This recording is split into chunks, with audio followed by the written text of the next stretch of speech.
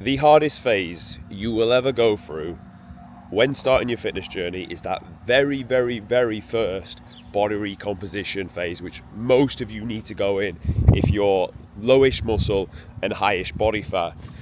This idea came when, obviously, we've been in, as you've seen from the previous video, living with a Gorilla Platoon member, and obviously when we live with someone for a week, we talk about this stuff, we live and breathe it. As you know, we're just out for our steps right now. And with this, the idea came to me, I was like, the problem people have is they don't start. They never even start because they're so far away.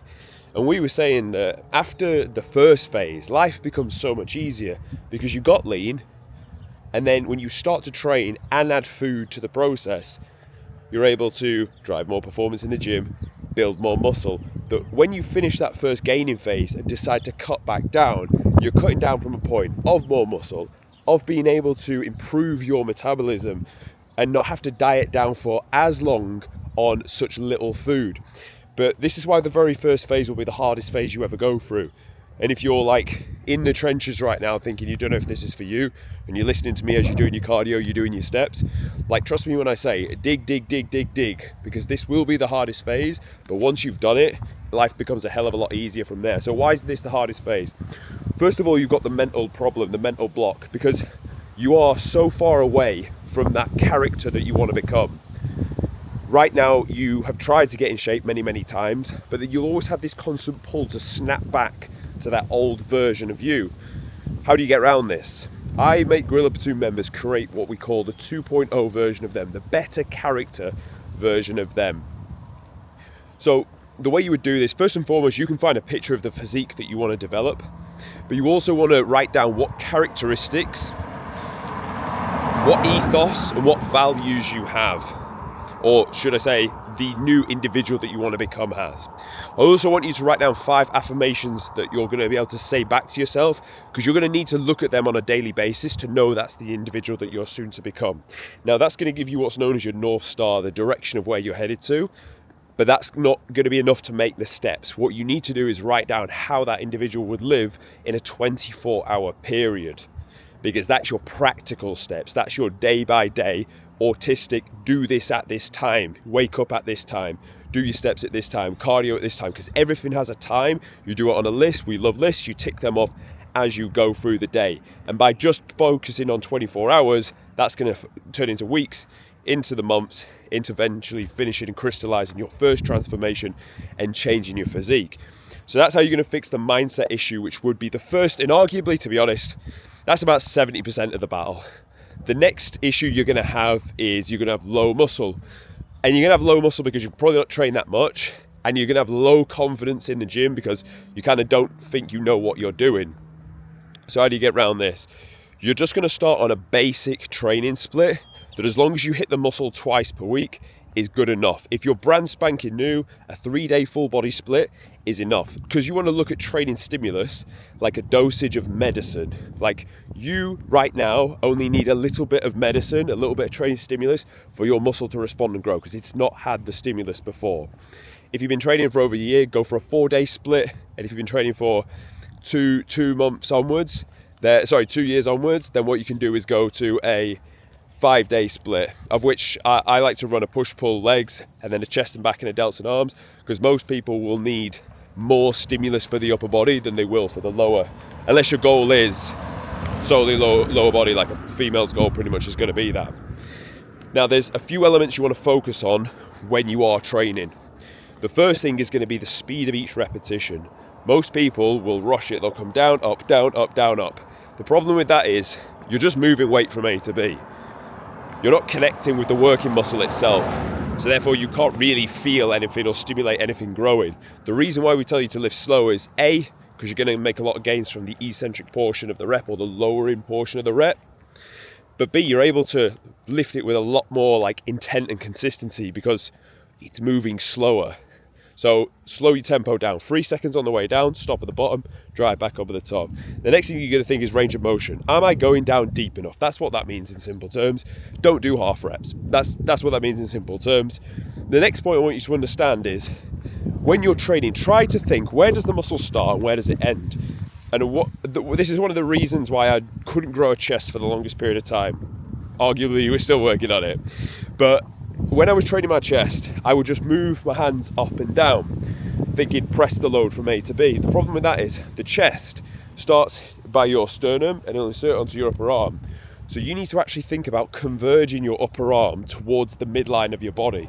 If you can understand where each muscle starts and finishes, you're going to think, well, this is the function of it, therefore just put the load in the middle. And the last thing you're going to do is your training intensity. Get the first 3 things right first.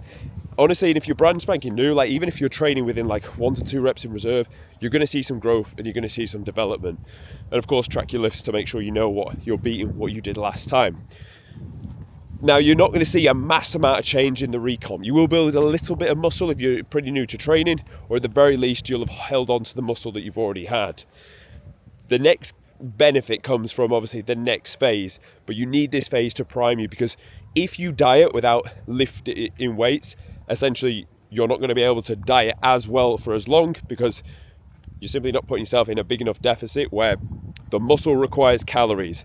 You train in the gym, you're still burning calories later, but ultimately, if you're not doing that, you're just going to look like a runner, basically. You're going to look like a runner where they're still a little bit soft, but they're real small.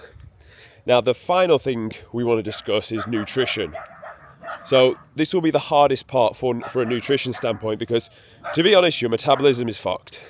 You've eaten either really low food for a long period of time, and therefore, like, if I was to try and diet you right now, we'll get eaten by these dogs soon. If I was to try and diet you right now, we'd have nowhere to go with it. You're already on like 1,500 calories trying to diet down and wondering why you're not losing any weight, because your metabolism's just in the bin. It's just not going to respond anymore. Whereas in this first recomp phase, we want to get you used to eating a good amount of food, eating and burning a good amount of food. Now, don't get me wrong.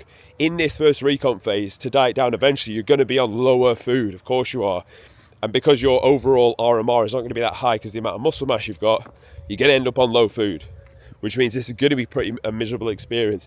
The reason I make all these points together is because this is why you will quit, because you're uncomfortable with training, because you've got to go to low food, and because generally you don't actually think you can achieve it anyway from a mindset standpoint. But I make this video to share with you to say there's light at the end of the tunnel.